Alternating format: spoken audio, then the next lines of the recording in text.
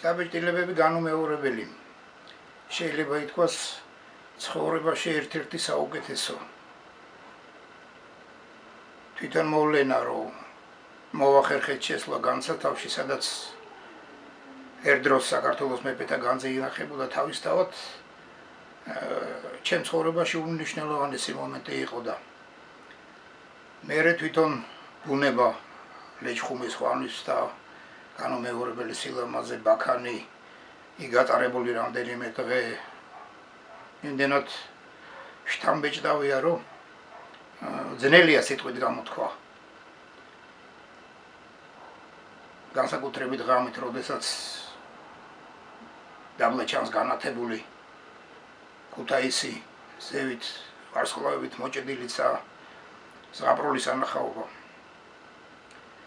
თვითონ ბაქანზე ყოფნა იმითაც მნიშვნელოვანია, რომ იქ ეხები ხელით იმ კედლებს, იმ ნაშენს, რომლებიც ჩვენ წინაპრებს აუშენებიათ. იქ ნაპოვნი წერილები ალიოშა ჯაფარიძის ექსპედიციის დროს დატოვებული. თავისთავად დიდი სიხარულის მომგვრელი იყო და რა თქმა უნდა ესეც უნიშნელოვანესი მომენტი იყო ჩვენ ცხოვრებაში. შემდეგ ხვამლის წმინდა გიორგის ეკლესიასთან ნასვლა, წყაროებთან დაბანაკება,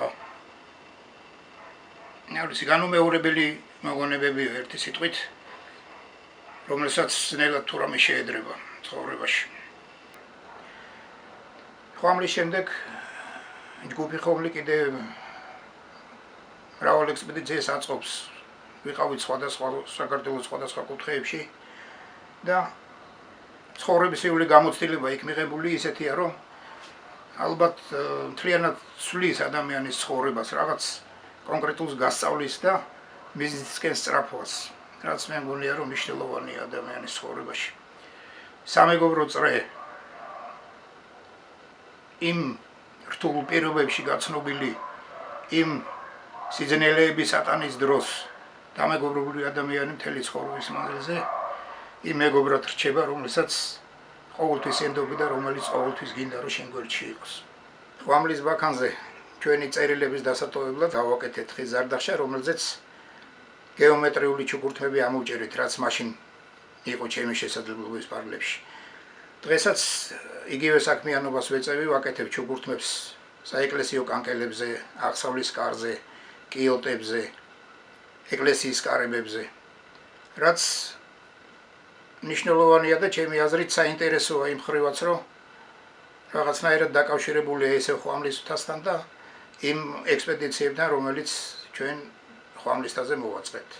ხვამლის განსათავში დატოვებულ ზარდახშაზე, სადაც ჩვენი წერილები დავტოვეთ, იქ ადგილზე მოგვივიდა აზრი, რომ გაგვეკეთებინა წარწერა, ესეთი შინაარსის არ დაიკარგოს ის, რაც შეიძლება რომ დაიკარგოს. ეს თვითონ შინაარსი ჩვენი ჯგუფის არსებობისა და მისი ამ ექსპედიციების მოწყობის სწორედ ეს იყო, რომ არ დაკარგულიყო ის, რაც დაკარგვის საშიშროების წინაშე იყო. ეს მე მგონი დღესაც აქტუალურია ეს მომენტები და კარგი იქნება თუ ესეთ შინაარსით იცხოვრეს დღევანდელი ახალგაზრდობაც. მე ესე ვფიქრობ.